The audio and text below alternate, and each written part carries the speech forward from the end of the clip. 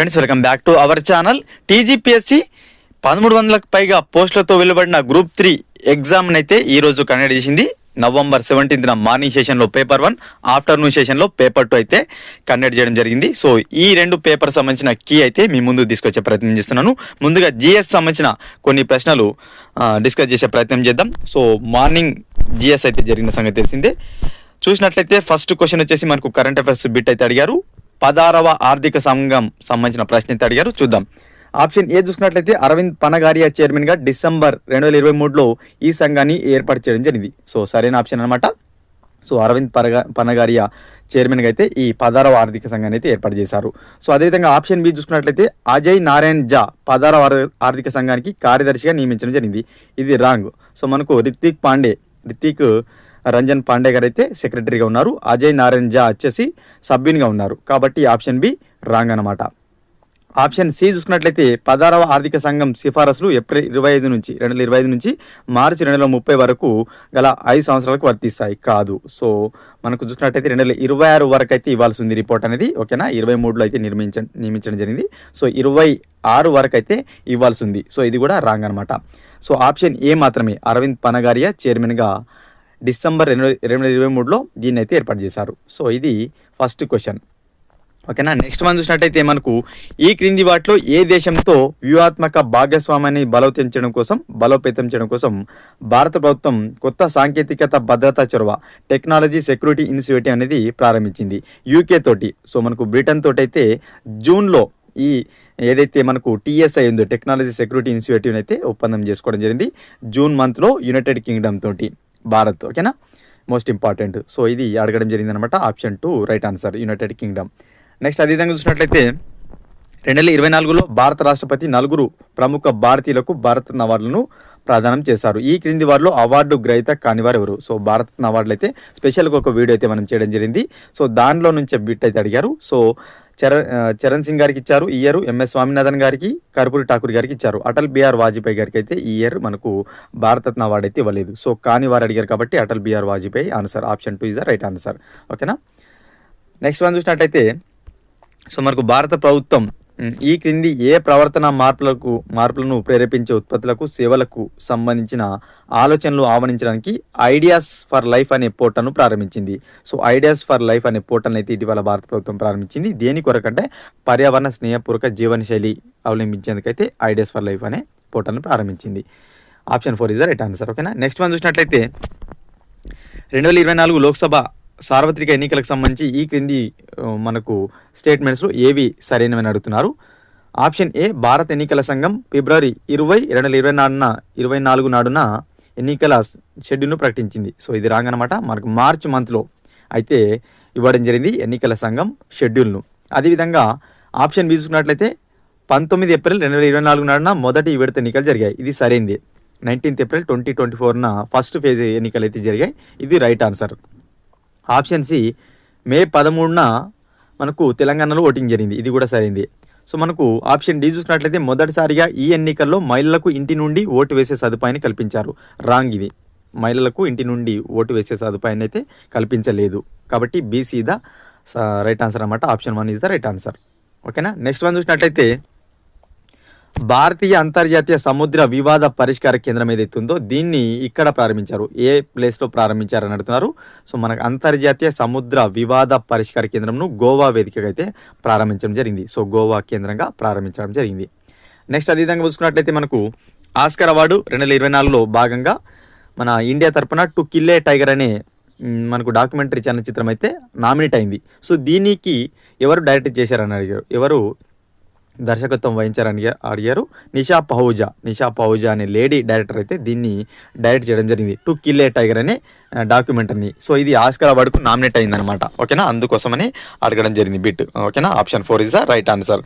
Next one చూసినట్లయితే Jayavarma Sinha. So మనకు చూసినట్లయితే జయవర్మ సిన్హా అయితే బాగా న్యూస్లో ఉన్నారు. లాస్ట్ ఇయర్ మనకు చూసినట్లయితే సో ఈమె రైల్వే బోర్డుకు చైర్పర్సన్గా అయితే అపాయింట్ అయ్యారనమాట. సో ఈమెకున్న ప్రత్యేకత ఏంటంటే రైల్వే బోర్డుకు CEO అయిన తొలి మహిళా చైర్పర్సన్. అవే అడిగారు 2 బిట్లు కూడా. So option A, B, A, B ఏవైతున్నాయో ఈ 2 కూడా సరైనవే. ఓకేనా. జయవర్మ సిన్హా ఎవరైతే ఉన్నారో ఈమె రైల్వే బోర్డుకు చైర్పర్సన్ అయ్యారు. అదేవిధంగా తొలి మహిళ చైర్పర్సన్ అనమాట రైల్వే బోర్డుకు. సో అదే బిట్ అయితే అడిగారు. సో మనము పర్సన్స్కి సంబంధించిన బిట్ వీడియో చేయడం జరిగింది, దాంట్లో ఈ బిట్ అయితే ఉంది, ఎక్స్ప్లెయిన్ చేయడం జరిగింది. నెక్స్ట్ అదేవిధంగా ఈ క్రింది వారిలో చూసినట్లయితే 2023 సంవత్సరానికి గాను బ్యాడ్మింటన్లో మేజర్ ధ్యాన్ చంద్ ఖేల్ రత్న అవార్డు ఎవరికి ఇవ్వడం జరిగింది? చిరాగ్ చంద్రశేఖర్ శెట్టికి అయితే ఇవ్వడం జరిగింది. ఓకేనా. నెక్స్ట్ అదేవిధంగా చూసినట్లయితే చిత్తడి నేల వైరస్, వెట్లాండ్ వైరస్గా పిలువబడే ఒక కొత్త టిక్ బోర్న్ వైరస్ను ఎక్కడ కనుగొన్నారు అని అడుగుతున్నారు. చైనాలో కనుగొనడం జరిగింది. నెక్స్ట్ అదేవిధంగా చూసినట్లయితే తెలంగాణలో స్కిల్ యూనివర్సిటీకి సంబంధించి క్రింది వాటిని పరిగణింపము.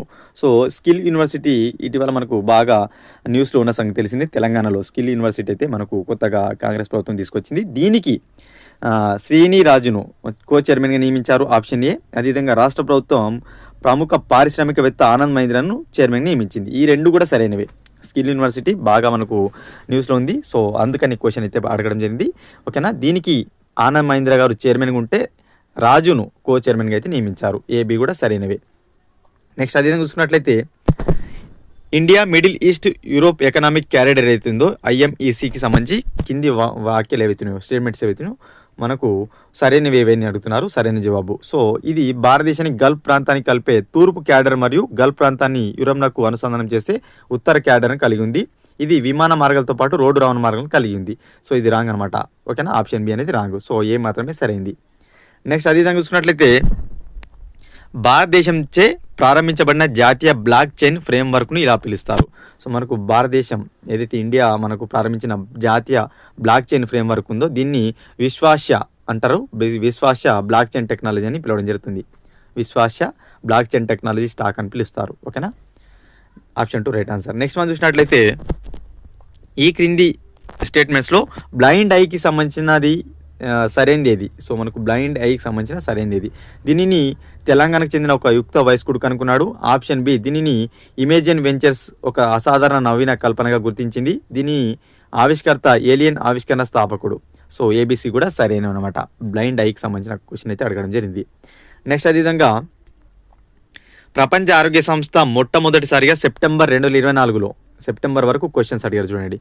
ఒక ఎంపాక్స్ టీకాను ఆమోదించింది. ఈ క్రింది వాటిలో దీనిని అభివృద్ధి చేసిన సంస్థ ఏదైనా అడుగుతున్నారు. ఓకేనా. ఎంపాక్స్ టీకా ఏదైతే ఉందో MVABN అనే ఎంపాక్స్ టీకాను బావరియన్ నోడాక్, అదేవిధంగా మనకు కంపెనీ బావరియన్ నోడాక్ అనే ఒక ఏదైతే కంపెనీ ఉందో అది మనకు డెవలప్ చేసింది. ఇది డానిష్కు సంబంధించిన ఫార్మాస్యూటికల్ కంపెనీ అనమాట. బావరియన్ నోడాక్ అనే ఏదైతే కంపెనీ ఉందో దీన్ని డెవలప్ చేయడం జరిగింది ఎంపాక్స్ టీకాను. సో ఇది డానిష్ సంబంధించిన pharmaceutical company. So option 2 right answer. Next one చూసినట్లయితే ఈ క్రింది వాటిలో దేని రాజధాని నగరాన్ని శ్రీ విజయపురంగా పునర్నామకరణం చేశారు? సో ఇటీవల మనం చూసుకున్నట్లయితే బీజేపీ ప్రభుత్వం వచ్చినాక చాలా సిటీస్ నేమ్స్ అయితే చేంజ్ చేశారు. సో అండమాన్ నికోబార్ దీవులు ఏవైతున్నాయో వాటికి సంబంధించిన పేరు మార్చడం జరిగింది. శ్రీ విజయపురంగా మనమైతే మార్చారు. శ్రీ విజయపురంగా మార్చడం జరిగింది అండమాన్ నికోబార్ దీవులకు సంబంధించి. ఓకేనా. నెక్స్ట్ అదేవిధంగా మనం చూసుకున్నట్లయితే ఈ క్రింది వాటిలో 2024లో ప్రకటించిన 70వ జాతీయ చలనచిత్ర అవార్డులో 2022 ఇయర్కి సంబంధించి ఉత్తమ డాక్యుమెంటరీ అవార్డును పొందినది ఏది? ముర్మూర్స్ ఏదైతే ఉందో ఆఫ్ ది జంగల్ అనే మూవీ, ముర్మూర్స్ ఆఫ్ ది జంగల్ అనేది మనకు ఉత్తమ డాక్యుమెంటరీగా అయితే పొందడం జరిగింది. ముర్మూర్స్ ఆఫ్ ది జంగల్ అనే డాక్యుమెంటరీ ఉత్తమ డాక్యుమెంటరీ అవార్డును అయితే పొందింది 2022 సంవత్సరానికి గాను. సో 2024లో అయితే ఈ అవార్డులు అయితే ఇచ్చారు, జాతీయ చలనచిత్ర అవార్డులు. Option 1 is the right answer. Next one, క్రింది ఏ దేశం బరాకా అణు ఇంధన సంస్థగా పిలువబడే తన మొట్టమొదటి అణు విద్యుత్ కర్మాగారాన్ని పూర్తి చేసింది? సో మనకు చూసినట్లయితే బరాకా అణు ఇంధన సంస్థ అనే మొట్టమొదటి అణు విద్యుత్ కర్మాగారాన్ని UAE ఇటీవల పూర్తి చేయడం జరిగింది. ఓకేనా.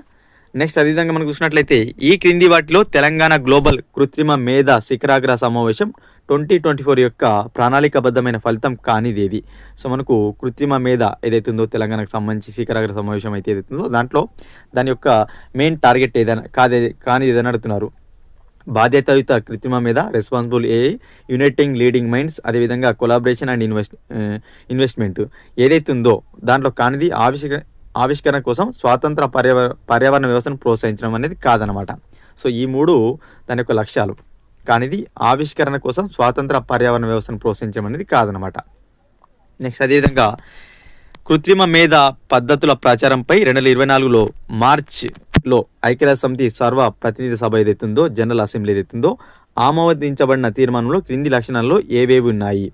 సురక్షితం, భద్రం, నిజాయితీ, నమ్మదగిన. దీంట్లో చూసుకున్నట్లయితే సురక్షితం, భద్రం, నమ్మదగిన అనే 3 లక్షణాలు అయితే కలిగి ఉందన్నమాట. ఓకేనా. ఆర్టిఫిషియల్ ఇంటెలిజెన్స్లో ఏదైతే మనకు యుఎన్ జనరల్ అసెంబ్లీ ఉందో అది తీర్మానం చేసిన దాంట్లో ఈ 3 ఉన్నాయి. సురక్షితం, భద్రం, నమ్మదగిన. Safe, secure, trustworthy. Honest అనేది లేదు. Option 1 is the right answer. ABT సరైనవి. సో నెక్స్ట్ వన్ చూసినట్టయితే ప్రపంచ వాణిజ్య సంస్థ ఏదైతే ఉందో WTO యొక్క 13వ మంత్రుల స్థాయి సమావేశం అనేది ఎక్కడ జరిగిందంటే అబుదాబి వేదికగా జరిగింది. ఓకేనా. నెక్స్ట్ అదేవిధంగా మనం చూసినట్లయితే సెప్టెంబర్ 2024లో రాజస్థాన్లోని అజ్మీర్లో విషాను యుద్ధాభ్యాస్ అనే ఒక మాక్ డ్రిల్ నిర్వహించారు. ఇది దీనికి సంబంధించింది అడుగుతున్నారు. ఓకేనా. విషాను యుద్ధాభ్యాస్ మహమ్మారిని ఎదుర్కొనే సంసిద్ధత దానికోసం అయితే దీన్ని చేయడం జరిగింది. ఓకేనా. దీనికి సంబంధించి అన్నమాట. Option 1 is the right answer. Next one చూసినట్లయితే ఈ క్రింది వ్యాఖ్యలలో గోవాలో జరిగిన ఇండియన్ ఓపెన్ షూటింగ్ పోటీలకు సంబంధించి సరైనవి ఏవి? సో మనకు ఏవైతే మనకు 2024 ఇయర్కి సంబంధించిన ఇండియా ఓపెన్ షూటింగ్ ఉందో దీనికి సంబంధించి స్టేట్మెంట్స్ ఇచ్చారు. సో ఏవైనా అడుగుతున్నారు సరైనవి. ఆప్షన్ ఏ మణిదీప్ జట్టా 2 బంగారు పథకాలు గెలుచుకున్నాడు. సరైనదే. సి ప్రణతి 1 బంగారు 1 రజత పథకాన్ని గెలిచింది. రాంగ్. బి శంకర్ 1 పథకాన్ని గెలిచాడు. రాంగ్. అర్చితా కరార్ 10 మీటర్ల ఎయిర్ పిస్టల్లో జూనియర్ మహిళల విభాగంలో టీం కేటగిరీలో 2 బంగారు పథకాన్ని గెలుచుకుంది. ఏడి సరైనవి. ఓకేనా. నెక్స్ట్ అది టోటల్ మనకు సెప్టెంబర్ బిట్సే అడగడం జరిగింది, మీరు గమనించవచ్చు. సెప్టెంబర్ 2024లో భారత ప్రధానమంత్రి సింగపూర్ పర్యటనలో భాగంగా ఇరు దేశాల మధ్య ఈ క్రింది రంగాలలో అవగాహన ఒప్పందాలు కుదుర్చుకున్నారు. ఏ రంగంలో? మనకు సింగపూర్ టూర్లో భాగంగా MOUs మనకు కుదుర్చుకున్నారని అంటున్నారు. Option A biotechnology, option B digital టెక్నాలజీలు, ఆప్షన్ సి ఆరోగ్యం మరియు వైద్యం, ఆప్షన్ డి సెమీకండక్టర్లు. సో మనకు డిజిటల్ టెక్నాలజీ, ఆరోగ్యం మరియు వైద్య, అదేవిధంగా సెమీకండక్టర్లు BCD అనే ఆప్షన్లలో MOU అయితే కుదుర్చుకోవడం జరిగింది ప్రధానమంత్రి గారు. నెక్స్ట్ వన్ చూసినట్లయితే అజయ్ బంగాకు సంబంధించి ఈ క్రింది స్టేట్మెంట్స్ను పరిగణించము. సో అజయ్ బంగా అయితే మన భారత్ చెందిన వ్యక్తి.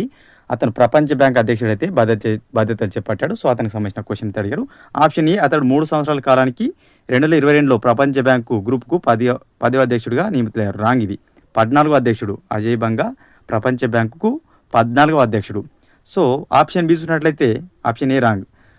భారత రాష్ట్రపతి అతన్ని 2021లో పద్మభూషణ్ అవార్డుతో సత్కరించారు. ఇది కూడా రాంగ్. సో అతను కేవలం 2016లో పద్మశ్రీ మాత్రమే అందుకోవడం జరిగింది అజయ్ బంగా. ఓకేనా. Important.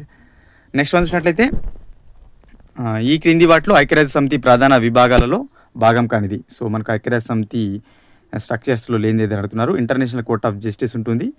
International bank for reconstruction and development ఉండదు. అదేవిధంగా ఎకనామిక్ అండ్ సోషల్ కౌన్సిల్ ఉంటుంది. ట్రస్టీషిప్ కౌన్సిల్ కూడా ఉంటుంది. సో ఇది సెకండ్ వన్ ఉండదు. International bank for reconstruction and development అనే భాగం అయితే ఐక్యరాజ్య సమితి స్ట్రక్చర్లో ఉండదు అనమాట. Option 2 right answer. Next one చూసినట్లయితే ఈ క్రింది స్టేట్మెంట్స్ను చూడండి, పరిగణించండి. ఆప్షన్ ఏ ఆగస్టు 2024లో భారత ప్రధానమంత్రి రష్యాలో ఒక అధికారిక పర్యటన చేశారు. రాంగ్. భారత ప్రధాని నరేంద్ర మోడీని రష్యా అధ్యక్షుడు పుతిన్ రష్యా అత్యున్నత పురస్కారమైన order of Saint Andrew the అపోస్టల్తో సత్కరించారు. సో ఇది కరెక్టే. అయితే ఆగస్టులో కాకుండా జూలైలో వెళ్ళడం జరిగింది. జూలైలో వెళ్ళారు ప్రధానమంత్రి రష్యా పర్యటనకు. జూలైలో వెళ్తే జూలైలో వెళ్ళినప్పుడే ఈ అవార్డు అయితే ఇవ్వడం జరిగింది పుతిన్ మోడీ గారికి. ఆప్షన్ బి మాత్రమే సరైంది. ఓకేనా. నెక్స్ట్ వన్ చూసినట్లయితే ప్యారిస్ ఒలింపిక్స్ 2024లో మనకు నిర్వహించారు. 2024కి సంబంధించిన ఒలింపిక్స్ ప్యారిస్లో నిర్వహించారు. సో అక్కడ పథకాలు టాప్ కంట్రీస్ జతపరచమన్నాడు. సో మనకు చూసుకున్నట్లయితే USA టాప్ ప్లేస్లో ఉందన్నమాట పథకాల పట్టికలో. సో అదేవిధంగా చైనా వచ్చేసి మనకు సెకండ్ ప్లేస్లో ఉంది. అదేవిధంగా మనకు ఆస్ట్రేలియా వచ్చేసి చూసుకున్నట్లయితే 4వ స్థానంలో, ఫ్రాన్స్ వచ్చేసి 5వ స్థానంలో ఉంది. సో ఈ విధంగా జతపరచమని అడిగారు. ప్యారిస్ ఒలింపిక్స్ సంబంధించిన జతపరచండి స్పోర్ట్స్ నుంచి ఈ బిట్స్ అయితే అడిగారు. నెక్స్ట్ నర్గిస్ మొహమ్మదీ ఎవరు? సో నర్గిస్ మొహమ్మదీ ఈమెకు నోబెల్ శాంతి బహుమతి లభించింది 23 ఇయర్కి సంబంధించి. ఆప్షన్ బి సరైంది. ఆమె ఒక ఈజిప్ట్ మానవ హక్కుల లాయర్. ఇది రాంగ్. ఆమె ఇరాన్కు చెందిన హ్యూమన్ రైట్స్ యాక్టివిస్ట్ అనమాట. ఓకేనా. మనకు మానవ హక్కులకు సంబంధించిన ఒక కార్యకర్త, సామాజిక కార్యకర్త. ఎవరు? నర్గిస్ మొహమ్మదీ. ఈజిప్ట్ కాదు, ఇరాన్. ఓకేనా. కాబట్టి ఆప్షన్ బి మాత్రమే సరైంది. నెక్స్ట్ వన్ చూసినట్లయితే ఐక్యరాజ్య సమితి మాజీ సెక్రటరీ జనరల్ను పదవీ కాలం బట్టి అయితే అమర్చమన్నారు. నెక్స్ట్ చూసినట్లయితే మనకు బహుళ రంగ సాంకేతిక ఆర్థిక సహకారం కొరకు బంగాళాఖాతం చొరవ ఏదైతుందో BIMSTEC సంబంధించి స్టేట్మెంట్స్ను చూడండి. ఆప్షన్ ఏ 5వ BIMSTEC శిఖరాగ్ర సమావేశం అనేది 2020లో జరిగింది అంటున్నాడు. రాంగ్, ఇది 2022లో జరిగింది. 2020లో అసలు BIMSTEC సదస్సు జరగలేదు. 2018, 2022లో మాత్రమే జరిగింది. ఓకేనా. 5వ శిఖరాగ్ర సమావేశంలో BIMSTEC చార్టర్ను ఆమోదించారు. సరైంది, ఇది ఆప్షన్ బి మాత్రమే సరైంది. 2020లో జరగలేదు కాబట్టి రాంగ్. నెక్స్ట్ వన్ చూసినట్లయితే G7కు సంబంధించి క్రింది స్టేట్మెంట్స్ను పరిగణించండి. ఆప్షన్ ఏది సంపన్న దేశాల లాంఛన సమూహం కాదు, ఇది శాశ్వత సచివాలయం, దీనికి శాశ్వత సచివాలయం కానీ చట్ట హోదా కానీ లేదు. ఎస్, ఆప్షన్ బి మాత్రమే సరైంది. G7కు సంబంధించిన ప్రశ్న అడిగారు. నెక్స్ట్ మనకు దేశీయంగా అభివృద్ధి చేసిన భారతదేశపు మొట్టమొదటి క్షిపణి పృథ్వీ. సరైందే. 1990లో పృథ్వీ క్షిపణి మొదటిసారిగా పరీక్షించబడింది. రాంగ్, 1988లో పరీక్షించారు. 1988లో దీన్ని తొలిసారిగా పరీక్షించారు పృథ్వీ క్షిపణిని. దీనిని DRDO అభివృద్ధి చేసింది. ఎస్, సరైంది. DRDO అభివృద్ధి చేసింది పృథ్వీ క్షిపణిని మొదటిసారిగా 1988లో మనకు దీన్ని ప్రయోగించడం జరిగింది. మొదటి బాలిస్టిక్ క్షిపణి అనమాట. ఆప్షన్ 1 రైట్ ఆన్సర్, ఏసీ మాత్రమే సరైనవి. ఓకేనా. నెక్స్ట్ అదేవిధంగా మనకు చూసుకున్నట్లయితే క్రింది వాటిలో కనిష్ట నుండి గరిష్ట పొడవు కొలదైన క్రమంలో సరైనది ఏది అడుగుతున్నారు. సో 1 PM 1 నానో, సో ఇవి అన్నీ అడిగారు. నెక్స్ట్ అదేవిధంగా మనం చూసినట్లయితే విటమిన్ సి, ఇవన్నీ జనరల్ స్టడీస్ క్వశ్చన్లు. ఓకేనా. నెక్స్ట్ UNEPకి సంబంధించిన ఒక క్వశ్చన్ అయితే అడగడం జరిగిందనమాట. నెక్స్ట్ అదేవిధంగా మీరు చూసినట్లయితే సైన్స్, జనరల్ సైన్స్ చూడొచ్చు. ఓకేనా. వర్గీస్ కురియన్ దేనికి సంబంధించిన వ్యక్తి? శ్వేత విప్లవం అందరు తెలిసిందే. ఏ విటమిన్ లోపం వల్ల పెల్లాగ్రా వ్యాధి వస్తుంది? నియాసిన్ వల్ల. ఓకేనా. సో ఇవన్నీ మిగిలిన క్వశ్చన్స్. దీనికి సంబంధించిన మనకు కీకి సంబంధించిన PDF ఫైల్ అనేది డిస్క్రిప్షన్లో లింక్లో ఉంటుంది, లేదంటే మన యాప్లో ఉంటుంది, అక్కడ నుంచి డౌన్లోడ్ చేసుకునే ప్రయత్నం అయితే చేయండి. అదేవిధంగా పేపర్ 2కి సంబంధించిన ఎక్స్ప్లెనేషన్ కూడా తీసుకొచ్చే ప్రయత్నం చేస్తాను ఇంకో వీడియో కనుక నచ్చినట్లయితే తప్పకుండా లైక్ చేసి షేర్ చేయండి ఫ్రెండ్స్.